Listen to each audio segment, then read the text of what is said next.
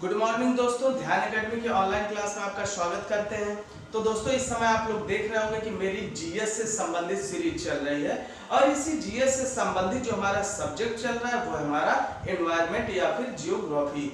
हमने आपको बताया था कि जियोग्राफी और एनवायरनमेंट आपका सम्मिश्रण का रूप है और इसी के अंतर्गत हम दोनों ही बातों का अध्ययन करेंगे। तो आप लोगों ने देखा होगा मेरी पिछली वीडियो में एनवायरनमेंट से संबंधित वीडियो थे और मेरा जो लास्ट वीडियो था वो था पर्यावरण के मंडल या एनवायरनमेंट के मंडल। तो हमने क्या देखा था पिछली वीडियो में, पर्यावरण के मंडल कितने प्रकार के होते हैं। तो हमने उसी मंडल से हमने जो पहला मंडल उठाया था वो था हमारा स्थल मंडल। और पिछली वीडियो में हमने ये भी बताया था कि स्थल मंडल को हमें समझने के लिए हमको क्या समझना है, सबसे पहले पृथ्वी को समझना है। क्यों? क्योंकि ये सारी चीजें हमको कहाँ प्राप्त हो रही, पृथ्वी पर प्राप्त हो रही। चाहे स्थल हो, जल हो, वायु हो या जैव हो, ये सब कुछ हमें कहाँ प्राप्त हो रहा है, पृथ्वी पर प्राप्त हो रहा है। और हमें इस चीज को समझने के लिए हमको क्या समझना होगा, सबसे पहले पृथ्वी को समझना होगा। तो दोस्तों अगर आप लोगों ने मेरा पिछला वीडियो नहीं देखा तो आप लोग उसको जरूर देखिएगा, क्योंकि उसमें कुछ बहुत सारी बेसिक जानकारी भी आपको बताई गई है। तो चलिए दोस्तों शुरुआत करते हैं आज उसी स्थल मंडल को लेकर। तो आप लोगों को पता है कि मेरे पिछले वीडियो में मैंने स्थल मंडल में पृथ्वी के बारे में बताया और पृथ्वी के आकार को लेकर मैंने चर्चा की थी और उस आकार को लेकर विभिन्न विद्वानों में मतभेद भी मिले थे आपको। तो दोस्तों आज हम लोग चर्चा करेंगे इस पृथ्वी की उत्पत्ति की। आकार को हमने समझ लिया है कैसा है आकार, अब हम लोग समझेंगे पृथ्वी की उत्पत्ति की। तो चलिए दोस्तों देखते हैं कि पृथ्वी की उत्पत्ति कब हुई। तो सबसे पहले क्वेश्चन आपका यही बनेगा कि हमारी पृथ्वी की उत्पत्ति कब हुई। तो हमारी पृथ्वी की उत्पत्ति हुई है आज से 4.6 बिलियन वर्ष पूर्व हमारी पृथ्वी की उत्पत्ति हो गई थी। देखिए कहीं कहीं पर आपको मिल जाएगा 5 बिलियन वर्ष पूर्व, कह सकते हैं 4.6 मतलब 4.5 के बाद की जो संख्या होती है वो 5 के सन्निकट मानी जाती है। तो इस वजह से कहीं कहीं पर आपका 4.6 ना देकर वो दे देगा आपका 5 बिलियन वर्ष पूर्व। तो हम कह सकते हैं कि हमारी पृथ्वी की उत्पत्ति कब हुई थी। तो हमारी पृथ्वी की उत्पत्ति हुई थी आज से 4.6 बिलियन वर्ष पूर्व हमारी पृथ्वी की उत्पत्ति हो चुकी थी। खास बात इसमें यह है कि हमारी पृथ्वी की आयु जो है, पृथ्वी की आयु जो हमारी पृथ्वी की आयु है वो ब्रह्मांड के आयु की, ब्रह्मांड के आयु की 1/3 भाग मतलब 1/3 भाग पर हमारी पृथ्वी है, कह सकते हैं। जो हमारे ब्रह्मांड की आयु है, एज है उसकी, जितना समय काल है ब्रह्मांड का, उसी ब्रह्मांड की आयु का 1/3 भाग आयु किसकी है, हमारी पृथ्वी की है। तो मित्रों हम लोगों ने अभी क्या देखा, हम लोगों ने ये देखा कि हमारी पृथ्वी की उत्पत्ति कब हुई और हमने ये देखा कि ये जो है हमारी पृथ्वी की ये ब्रह्मांड की आयु का कितने जो है प्रतिशत पर है। तो हम लोग कह सकते हैं ब्रह्मांड की आयु का ये 1/3 भाग है पृथ्वी की आयु। अब समझते हैं एक चीज और, ये जो हमारी पृथ्वी है कहते हैं पृथ्वी के भी युग थे और कहते हैं पृथ्वी के 2 युग थे। पृथ्वी के युग थे और युग कितने थे, 2 युग थे। कौन कौन से थे इसको समझ लेते हैं। एक है हमारा प्रथम युग और दूसरा है हमारा द्वितीय युग। ठीक है मित्रों, इस प्रथम युग का जो नाम दिया गया है उसका नाम है हमारा हेडियन युग। प्रथम युग को हम लोग बोलते हैं हेडियन युग। और जो हमारा द्वितीय युग है, द्वितीय युग का जो नाम है, द्वितीय युग का नाम है आर्कियन युग। और ये जो हमारा हेडियन युग का जो समय था, इसका जो समय काल था वो था 4.54 से लेकर आपका 3.8 बिलियन वर्ष पूर्व। जो इसका जो है जो इसका युग है, जो इसका समय काल है वो कितना है, वो है 4.54 बिलियन वर्ष पूर्व से लेकर 3.8 बिलियन वर्ष पूर्व तक इस हेडियन का युग था। और इस युग को हम लोग बोलते हैं प्राथमिक युग या प्रथम युग। आर्कियन युग की अगर हम लोग बात करें तो इसका जो समय काल है वो है 3.8 बिलियन वर्ष पूर्व से लेकर अब तक। तो कह सकते हैं कि जो हमारा पृथ्वी का युग है वो कितने युग है पृथ्वी के हमारे। तो हमारे पृथ्वी के 2 युग हैं। कौन कौन सा है, प्राथमिक युग, एक है हमारा द्वितीय युग। प्राथमिक युग को हम लोग किस नाम से जानते हैं, हेडियन युग। और हम लोग द्वितीयक जो हमारा युग है उसको हम लोग किस नाम से जानते हैं, उसे हम लोग जानते हैं आर्कियन युग के नाम से। हेडियन युग का जो हमारा समय काल था वो था हमारा 4.54 बिलियन वर्ष से लेकर 3.8 बिलियन वर्ष पूर्व तक था, और आर्कियन युग का जो समय काल था वो था 3.8 बिलियन वर्ष पूर्व से अब तक था। अगर देखा जाए तो हेडियन युग के समय हमारी पृथ्वी गर्म थी। तो दोस्तों ये भी कभी कभी क्वेश्चन पूछ लेता है कि किस युग में हमारी पृथ्वी गर्म थी, तो कह सकते हैं कि हेडियन युग ऐसा युग था जहां पर पृथ्वी गर्म थी, अभी यहाँ पर कोई भी जीवन संभव नहीं था। लेकिन आर्कियन युग के तक आते आते हमारी पृथ्वी क्या हो गई, ठंडी हो गई। अब ठंडी होने की वजह से यहाँ पर जीवन की उत्पत्ति होने लगी।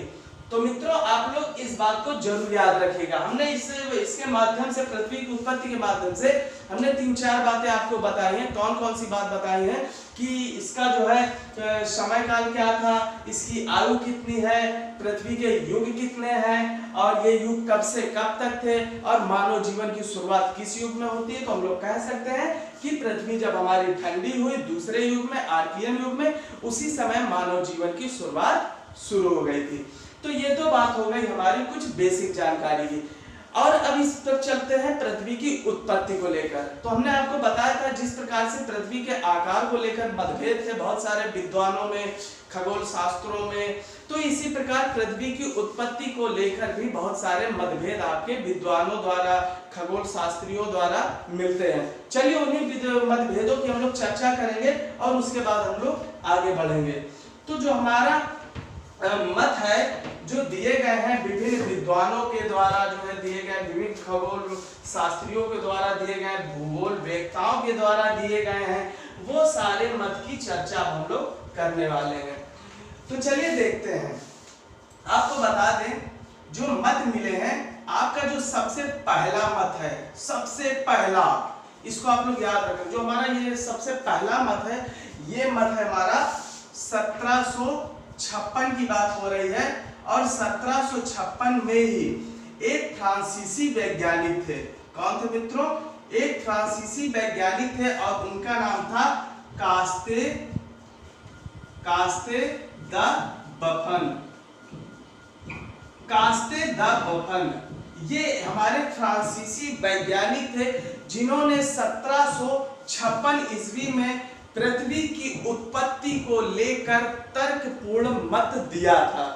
ठीक है मित्रों, इस बात को समझना कि जो सबसे पहला मत दिया गया था किसके द्वारा दिया गया था, तो 1756 ईस्वी में फ्रांसीसी वैज्ञानिक थे कास्ते द बफन, इनके द्वारा जो है पृथ्वी की उत्पत्ति को लेकर एक पहला तर्कपूर्ण मत दिया गया था। और इसी के माध्यम से अगर देखें तो वर्तमान में 2 मत प्रचलित हुए हैं। वर्तमान में 2 मत प्रचलित हुए हैं, किसको लेकर? तो पृथ्वी की उत्पत्ति को लेकर। तो अब ये 2 मत थे कौन कौन से, इनको समझ लेते हैं। और इन्हीं दोनों मतों के आधार पर विभिन्न विद्वानों और विभिन्न खगोल शास्त्रियों द्वारा जो है कुछ बातें कही गई हैं, उन्हीं बातों को आज हम आपको बताने वाले हैं। तो क्या था? 2 मत थे इस समय हमारे वर्तमान में, 2 मत चल रहे हैं। कौन कौन से हैं? एक है हमारा एक तारा सिद्धांत, और दूसरा है हमारा 2 तारा सिद्धांत। देखिए वर्तमान में आपके 2 मत प्रचलित है। कौन कौन से हैं? एक है एक तारा सिद्धांत और दूसरा है हमारा 2 तारा सिद्धांत। इसका एक नाम और है, इसको हम लोग बोलते हैं अद्वैतवाद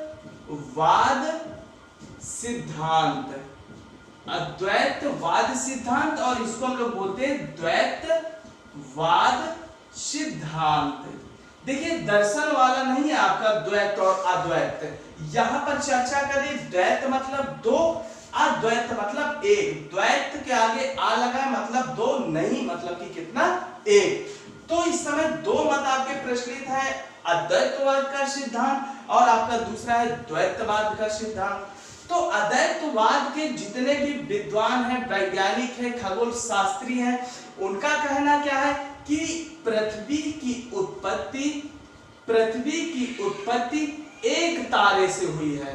ठीक है, कहते हैं कि पृथ्वी की जो उत्पत्ति हुई है वो एक तारे से हुई है। और द्वैतवाद के सिद्धांत के अंतर्गत जो भी विद्वान, वैज्ञानिक, खगोल शास्त्री आ रहे हैं वो बोल रहे हैं कि पृथ्वी की उत्पत्ति दो तारे से हुई है।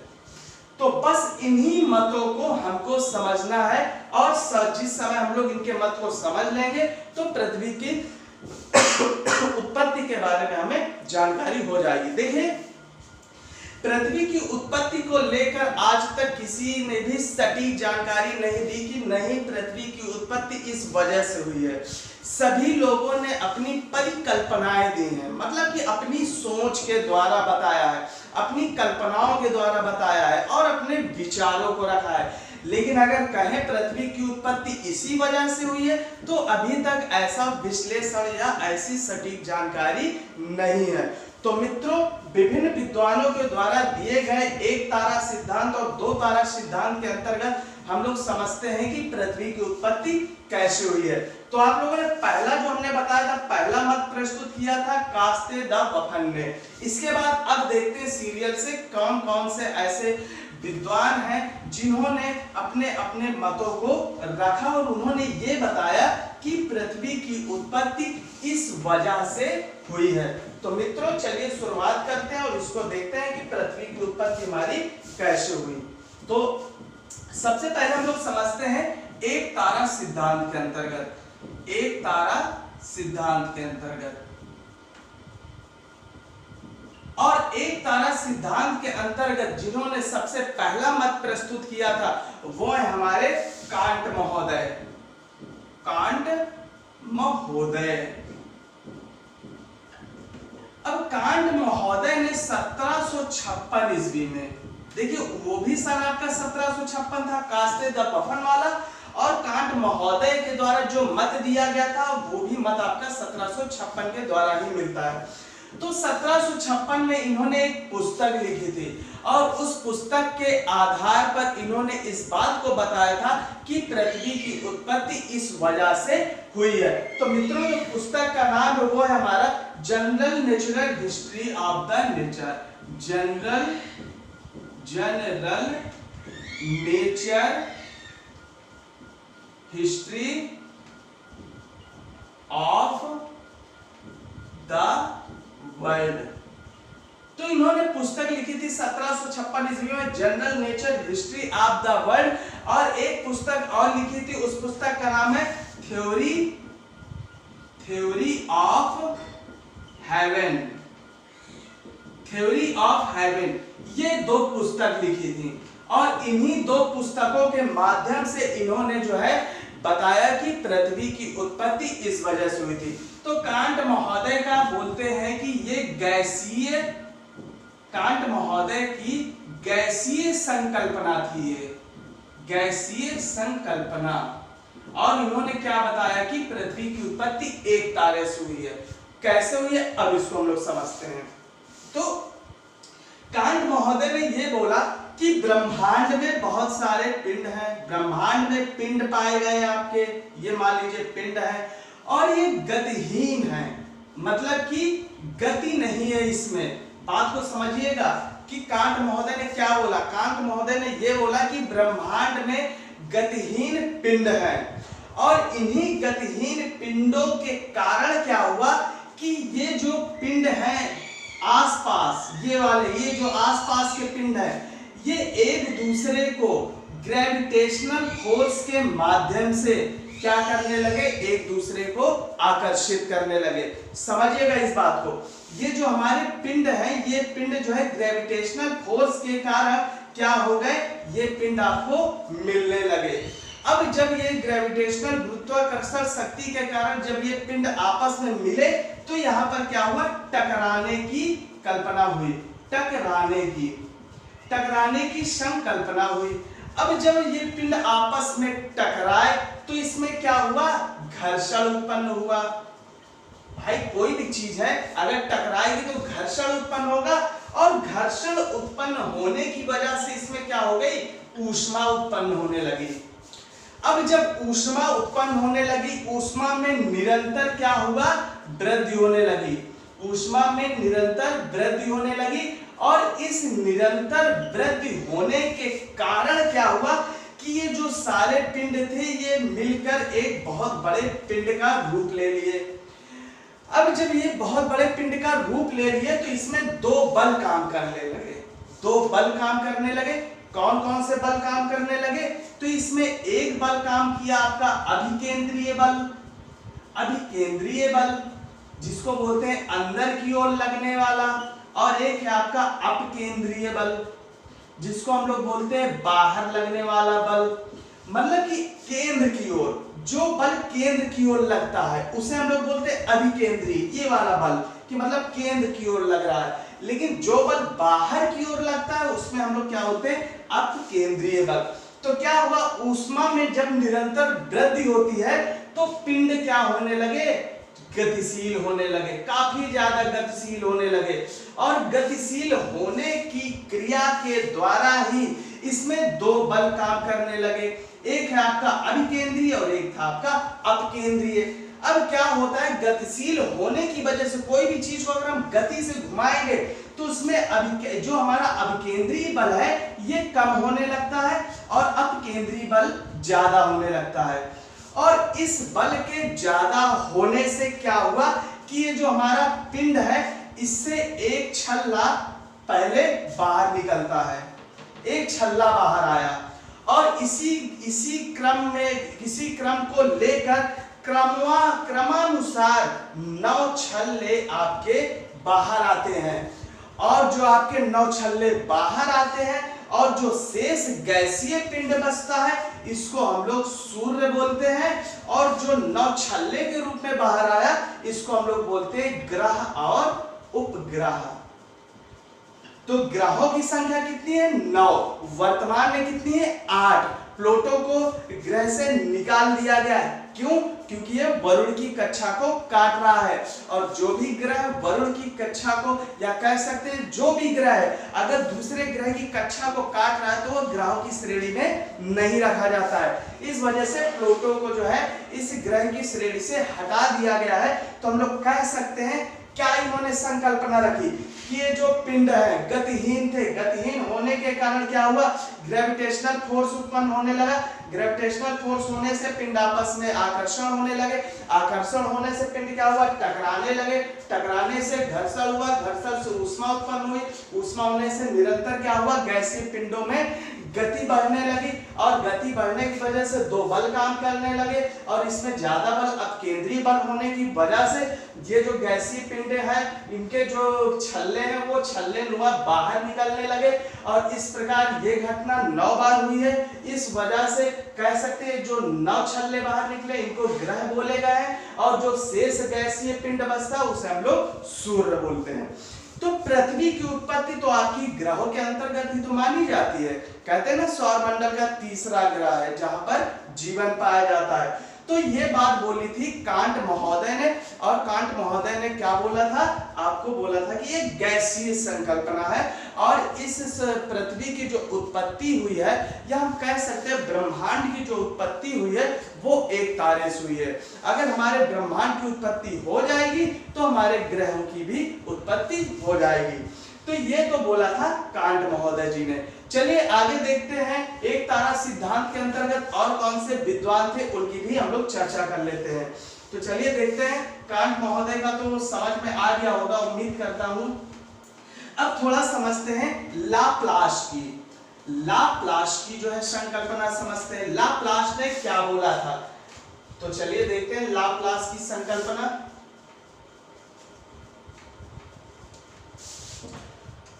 तो 1796 ईस्वी में फ्रांस के एक वैज्ञानिक थे, फ्रांसीसी वैज्ञानिक जिनका नाम था लाप्लास। आप लोगों ने फिजिक्स में नाम इसका सुना होगा, जरूर सुना होगा। इस वैज्ञानिक का नाम आप लोगों ने फिजिक्स में सुना होगा।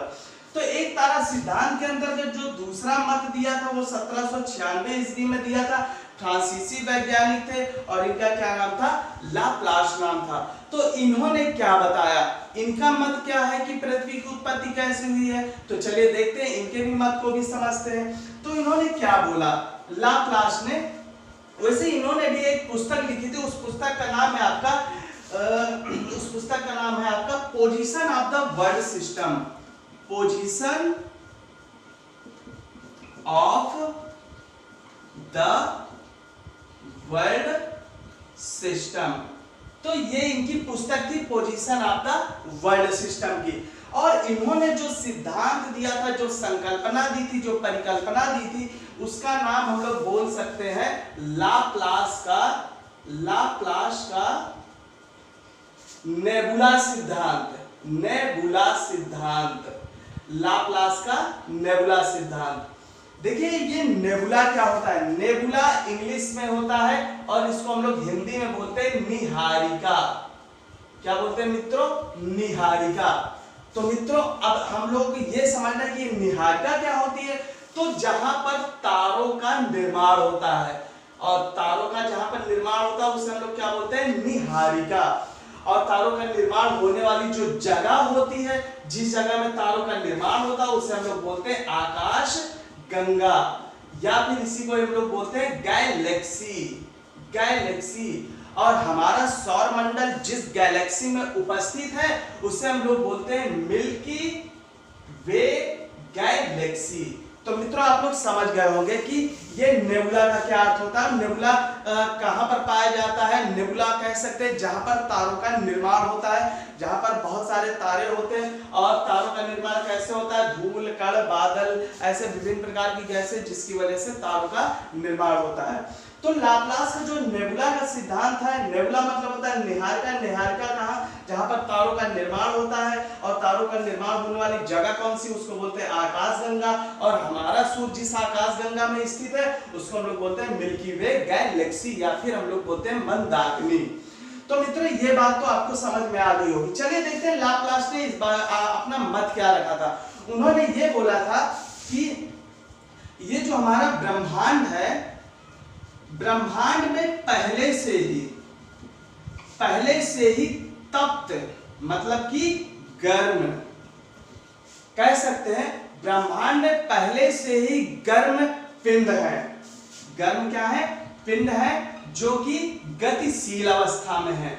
ध्यान देना आप लोग, कांट महोदय ने क्या बोला था कि उन्होंने बोला था कि पिंड गतिहीन है, गति नहीं कर रहे हैं। लेकिन लाप्लास ने क्या बोला, लाप्लास ने ये बोला है कि ब्रह्मांड में पहले से ही गर्म पिंड पाए गए हैं जो कि गतिशील अवस्था में पाए गए हैं। तो क्या होता है कि जब जो है ये पिंड गर्म और गतिशील है, तो क्या होता है कि जब ये धूल, कह सकते हैं धूल है, मिट्टी है, छोटे छोटे कण है, इनकी वजह से क्या होता है, हमारे जो है ब्रह्मांड का निर्माण होता है। उन्होंने ये बोला कि जो हमारे पिंड है ये गतिशील अवस्था में गर्म है। और ये पिंड कैसे बनते हैं, तो हमने आपको बताया कि धूल, मिट्टी, कण, ये सारी चीजें जब मिलती हैं तो एक पिंड का रूप ले लेती हैं। तो ये जो हमारा पिंड है गतिशील है, गर्म भी है। क्या हुआ, समय के साथ साथ ये पिंड ठंडा हो गया। ठंडा होने की वजह से इसमें सिकुड़न पड़ गई। और जब ये पिंड सिकुड़ता है, मान लीजिए कोई पिंड है और ये पिंड सिकुड़ने लगा, सिकुड़ने की वजह से इसमें जो है 9 पिंड बाहर की ओर निकलने लगे। जो ये 9 पिंड बाहर की ओर निकले इनको हम लोग बोलते हैं ग्रह, और जो शेष पिंड बचता है इसको हम लोग बोलते हैं सूर्य। तो हम लोगों ने क्या देखा, एक तारे सिद्धांत के अंतर्गत हम लोगों ने ये देखा कि जो है कांट महोदय ने क्या बताया है कि एक तारे से हमारे पृथ्वी की उत्पत्ति हुई है। इसी प्रकार लाप्लास ने भी क्या बताया कि एक तारे से उत्पत्ति हुई है।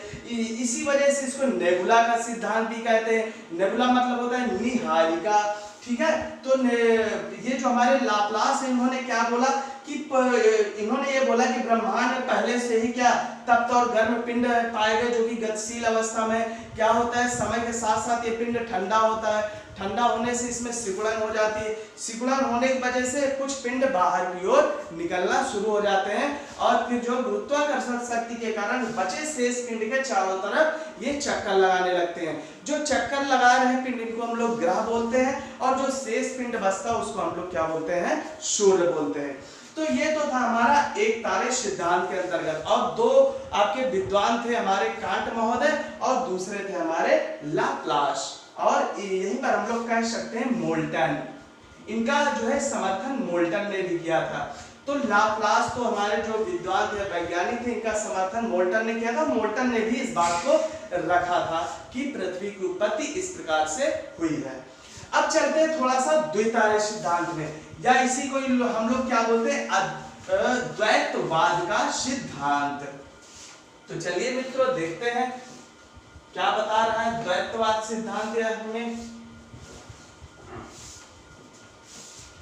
तो दो तारा सिद्धांत है आपका अगला, दो तारा सिद्धांत,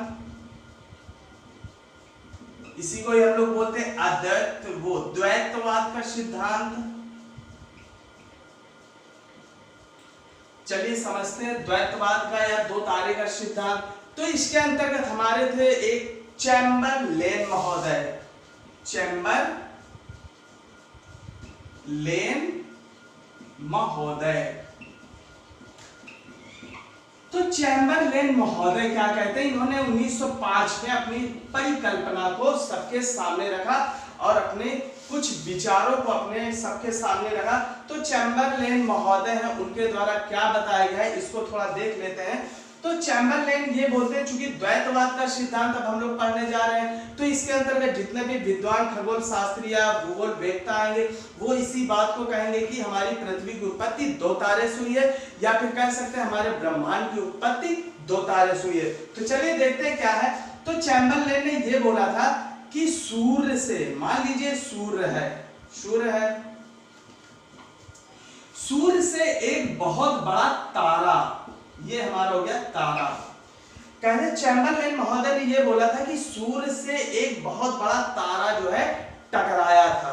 कह सकते हैं सूर्य भी तो हमारा एक तारा है, तभी तो ये हमारा सिद्धांत बन रहा है दो तारा, सूर्य को हम लोग तारा ही तो बोलते हैं।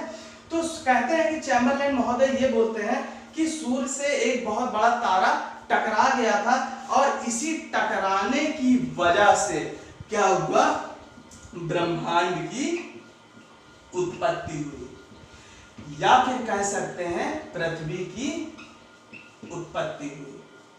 ठीक मित्रों, तो ये बात को बोला था किसने, चैम्बरलेन महोदय ने, और इसको हम लोग बोलते हैं चैम्बरलेन का ग्रहाणु सिद्धांत, या हम लोग बोलते हैं ग्रहाणु परिकल्पना।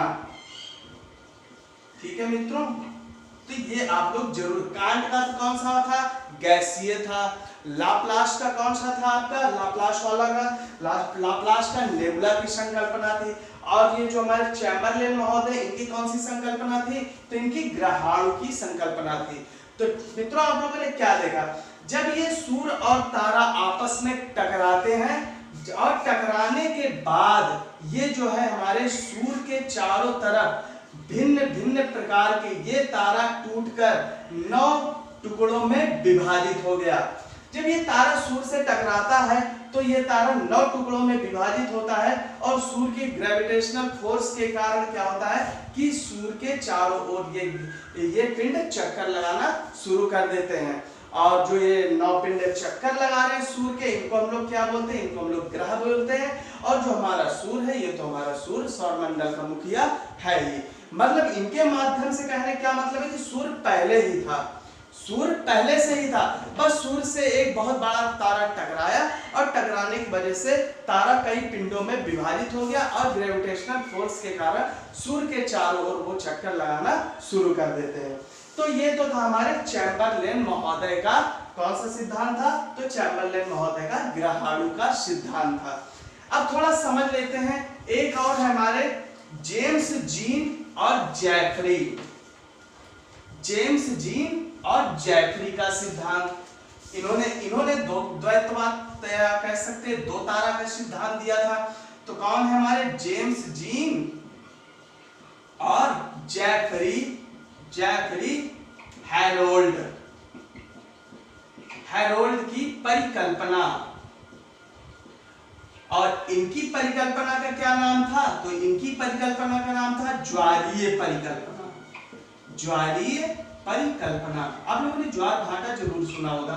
और इन्होंने 1905 में इस परिकल्पना को प्रस्तुत किया था। तो मित्रों चलिए देखते हैं द्वैतवाद सिद्धांत के अंतर्गत क्या क्या बताया गया है। हाँ मित्रों, ये एक सेकंड, ये 1905 नहीं है, ये 1929 है। अभी मैंने जो आपको चैम्बरलेन के अनुसार बताया था वो 1905 है, शायद उसमें मैंने सन नहीं बताया है, तो आप लोग उसको जो है जरूर नोट कर लीजिएगा। जो हमारे चैम्बरलेन है जिन्होंने ग्रहाणु का सिद्धांत दिया था वो थे 1905 में, उन्होंने अपनी परिकल्पना प्रस्तुत की थी। और जो हमारे जेम्स जीन महोदय और जैफरी हैरोल्ड की परिकल्पना है वो 1929 में इन्होंने अपने विचार रखे थे। और इनकी जो परिकल्पना थी वो थी हमारी ज्वारीय परिकल्पना। अब इन्होंने इनकी बात को क्या कहा है, इन्होंने क्या कहा था? तो कहते हैं कि ये सूर्य है, ठीक, ये क्या हमारा सूर्य है, और सूर्य है और यहाँ पर एक तारा है। देखिए, क्योंकि तारे तो दोनों हैं आपके, क्योंकि द्वैतवाद सिद्धांत पढ़ रहे हैं, दो तारे का तो दो तारे तो स्वाभाविक है होना। तो क्या हुआ कि जैसे जैसे ये तारा सूर्य के नजदीक आया, जैसे जैसे ये तारा जो है सूर्य के नजदीक आया तो सूर्य में ज्वारीय स्थिति उत्पन्न होने लगी, मतलब सूर्य में खिंचाव उत्पन्न होने लगा। ज्वार भाटा आप लोग सुने होंगे, ज्वार ये उठ गया, नीचे भाटा, फिर उठा ज्वार, मतलब ऊपर की ओर अपनी ओर आकर्षित कर रहे थे। तो जैसे जैसे स्टार जो है इस बड़े स्टार के पास जो है पहुंच रहा था, वैसे वैसे सूर्य में क्या होने लगा, ज्वार उत्पन्न होने लगा। और ज्वार उत्पन्न होने की वजह से इसमें छोटे छोटे पिंड बाहर की ओर निकलने लगे, और ये 9 पिंड बाहर की ओर निकलना प्रारंभ कर देते हैं। बाद में क्या होता है, ये तारे जो है, ये तारा जो है इसी में ही मिल जाते हैं, इन्हीं पिंडों में। और ये सूर्य के ये पिंड जो भी बाहर की ओर निकलते हैं, ये सारे पिंड सूर्य के चारों ओर चक्कर लगाने लगते हैं। ये जो हमारे पिंड है इन्हीं को ही ग्रह बोला गया। और जो हमारा शेष बचता है सूर्य, ये तो हमारा सूर्य है ही है। तो इन्होंने क्या बोला था, जेम्स जीन और जैफरी हैरोल्ड ने, इन्होंने ये बोला कि पृथ्वी या ब्रह्मांड की उत्पत्ति ज्वारीय शक्ति के कारण हुई थी, कि सूर्य के पास एक तारा आ रहा था और तारे पहुंचने की वजह से सूर्य में ज्वार की शक्ति उत्पन्न हुई, और ज्वारीय शक्ति उत्पन्न होने की वजह से कुछ छोटे छोटे पिंड 9 भागों में विभाजित हो गए और वे टुकड़े के रूप में बाहर की ओर निकल गए, और ग्रेविटेशनल फोर्स के कारण सूर्य के चारों ओर चक्कर लगाना प्रारंभ कर देते हैं। और इसी घटना को, ये जो हमारे 9 पिंड बाहर निकले, इसको हम लोग ग्रह बोलते हैं, और जो शेष बचा पिंड है उसको हम लोग क्या बोलते हैं, सूर्य बोलते हैं। तो ये तो हमारा द्वैतवाद का सिद्धांत, जिसे जेम्स जीन और जैफरी हैरोल्ड के द्वारा प्रस्तुत किया गया था। अब बात कर लेते हैं थोड़ी सी, जो वर्तमान में इस समय सबसे ज्यादा मान्यता या मत प्रधानता है वो कौन है, और वह कौन सा मत है जो कि वर्तमान में इस समय काफी ज्यादा जो है देखने को मिलता है, और एग्जाम में वही पूछा जाता है, ठीक है। लेकिन अगर पूछ ले कि कांट महोदय के द्वारा, लाप्लास महोदय के द्वारा, या फिर चैम्बरलेन महोदय के द्वारा क्या क्या बताया गया है, तो आप लोग इसके बारे में जरूर जो है पढ़ लीजिएगा, जो अभी हमने आपको बताया है। अब थोड़ी सी चर्चा कर लेते हैं, यही 1929 की ही बात करते हैं हम लोग, 1929 की। 1929 में एक सिद्धांत प्रतिपादित किया गया था, और इस सिद्धांत की पुष्टि भी कर दी गई थी 1929 में। और 1929 में इस सिद्धांत, जो सिद्धांत हम बताने वाले हैं, इस सिद्धांत की पुष्टि हो गई थी, और इस सिद्धांत का नाम था बिग बैंग का सिद्धांत, बिग बैंग का सिद्धांत। तो ये 1929 में क्या हो गया था, इस सिद्धांत की पुष्टि हो चुकी थी आपकी, किसकी, बिग बैंग सिद्धांत की। और 1950 में जॉर्ज लैमेटियर,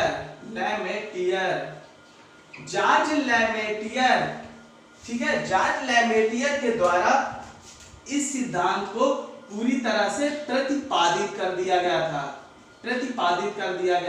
तो कह सकते हैं बिग बैंग सिद्धांत का प्रतिपादन किसने किया था, तो किया था आपके जॉर्ज लैमेटियर ने किया था। और और अगर बात आ जाए कि इस सिद्धांत की पुष्टि किसने की थी, बिग बैंग सिद्धांत की, तो बिग बैंग सिद्धांत की जो पुष्टि की थी वो थे आपके जॉर्ज लेमेत्रे। कौन थे आपके मित्रों, ये थे आपके एडविन हब्बल। एडविन हब्बल ने पुष्टि की थी और उसी के 2 साल पहले 1927 में जॉर्ज लेमेत्रे ने इस बिग बैंग सिद्धांत को सामने लाए थे। बिग बैंग सिद्धांत को सामने लाया, बिग बैंग सिद्धांत को सामने लाया का श्रेय किसको जाता है, तो जॉर्ज लेमेत्रे को जाता है। कब, 1927 में। और इस बिग बैंग सिद्धांत की पुष्टि किसने की, तो एडविन हब्बल ने की थी। और अगर बात आ जाए कि प्रतिपादन किसने किया था, तो 1950 में जॉर्ज लेमेत्रे ने बिग बैंग सिद्धांत का प्रतिपादन किया था। इस सिद्धांत के अनुसार यह बताया गया था कि ब्रह्मांड में एक बहुत बड़ा विस्फोट हुआ था, बहुत ही भयंकर विस्फोट हुआ था। और इस विस्फोट होने की वजह से जो आपके पिंड थे एक बड़े पिंड के चारों तरफ घूमने लगे। और ये जो हमारा बड़ा पिंड था वो सूर्य कहलाया, और जो टुकड़ों में विभाजित हो गया विस्फोट होने के कारण वो ग्रह कहलाए। तो आप लोग समझिएगा कि बिग बैंग सिद्धांत में क्या बताया गया है। तो बिग बैंग सिद्धांत के अंतर्गत ये बताया गया कि एक बहुत बड़ा पिंड था जिसमें विस्फोट हुआ, और विस्फोट होने की वजह से ये पिंड कई टुकड़ों में विभाजित हुआ। बड़े पिंड के चारों तरफ जो है क्या करने लगे, छोटे छोटे पिंड ग्रेविटेशनल फोर्स के कारण चक्कर लगाने लगे। और इस सिद्धांत का प्रतिपादन किया था 1950 में जॉर्ज लेमेत्रे ने किया था। तो मित्रों ये तो बात हो गई हमारी पृथ्वी की उत्पत्ति को लेकर। मित्रों कुछ और भी हैं जो छोटे छोटे हैं जिनके माध्यम से विभिन्न विद्वानों ने बताया है कि नहीं, ये पृथ्वी की उत्पत्ति या ब्रह्मांड की उत्पत्ति 2 तारों से नहीं हुई है। और उनका मानना यह है कि पृथ्वी की उत्पत्ति 3 तारों से हुई है। तो 1939 में, यहीं पर हम लोग लिख लेंगे, 1939 में आपके एक वैज्ञानिक थे फ्रेड होयल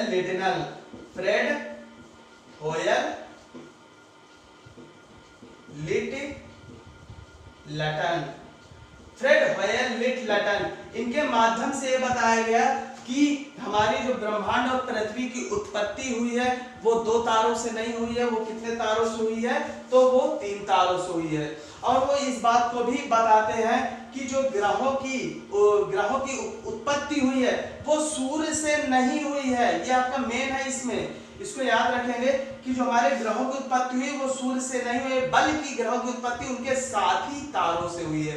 जो उनके साथ के तारे हैं उन्हीं की ही वजह से हुई है। इस बात को 1939 में फ्रेड होयल लिटलटन के द्वारा इस बात को बताया गया था। और इन्होंने भी अपनी परिकल्पना रखी कि जो है इससे हमारी पृथ्वी और ब्रह्मांड की उत्पत्ति ना ही 1 तारे से हुई, ना ही 2 तारे से हुई, और इनकी उत्पत्ति किससे होती है, तो इनकी उत्पत्ति होती है 3 तारों से होती है। ठीक है, तो ये हमारे विद्वान थे। एक विद्वान आपके और हैं जिन्होंने 1943 में एक परिकल्पना रखी थी, और इस विद्वान का नाम है ऑटो शिम्ड, और इनकी परिकल्पना थी धूल परिकल्पना। मित्रों इसको याद रखना, देखिए जो भी आपकी परिकल्पनाएं हैं यही आपके एग्जामों में, बड़े बड़े एग्जामों में पूछी जाती हैं। तो ये जो आपका लास्ट परिकल्पना है वो कौन सी है, ऑटो शिम्ड की धूल परिकल्पना। और इसके अंतर्गत इन्होंने क्या बताया है, तो इन्होंने ये बताया है कि ये जो हमारा आकाश गंगा है जिसको हम लोग मंदाकिनी बोलते हैं, ये आकाश गंगा, वैसे भी ब्रह्मांड में आकाश गंगा उपस्थित है। कहते हैं जैसे जैसे ये सूर्य आकाश गंगा के नजदीक आता गया, सूर्य जो है आकाश गंगा के नजदीक आता गया, वैसे वैसे क्या हुआ, इसके जो धूल थे और जो छोटे छोटे कण थे और जो गैस थे, बादल थे, ये क्या हुआ, सूर्य की ओर आकर्षित होने लगे।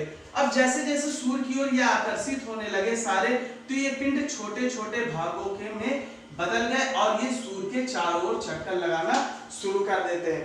जो ये छोटे छोटे चक्कर लगा रहे हैं, ये पिंड कितने थे, तो इन पिंडों की संख्या थी 9, क्योंकि हमारे ग्रह कितने थे सौर मंडल में, ग्रह तो 9 थे, लेकिन वर्तमान में कितने हैं, 8 हैं। तो कह सकते हैं जो हमारे 1943 में ऑटो शिम्ड ने अपनी एक परिकल्पना रखी थी, वो थी हमारी धूल परिकल्पना। और धूल परिकल्पना के माध्यम से ही ये बताया गया कि धूल, छोटे छोटे कण, गैस, बादल आदि के मिलने से ये पिंडों की उत्पत्ति हुई और ये पिंड फिर धीरे धीरे ग्रेविटेशनल फोर्स के कारण सूर्य के चारों ओर चक्कर लगाने लगे और चक्कर लगाने की वजह से ये पिंड ग्रह कहलाया और शेष पिंड जो बचता है वो हमारा सूर्य कहलाता है। तो मित्रों ये तो थी हमारी बात पृथ्वी की उत्पत्ति को लेकर।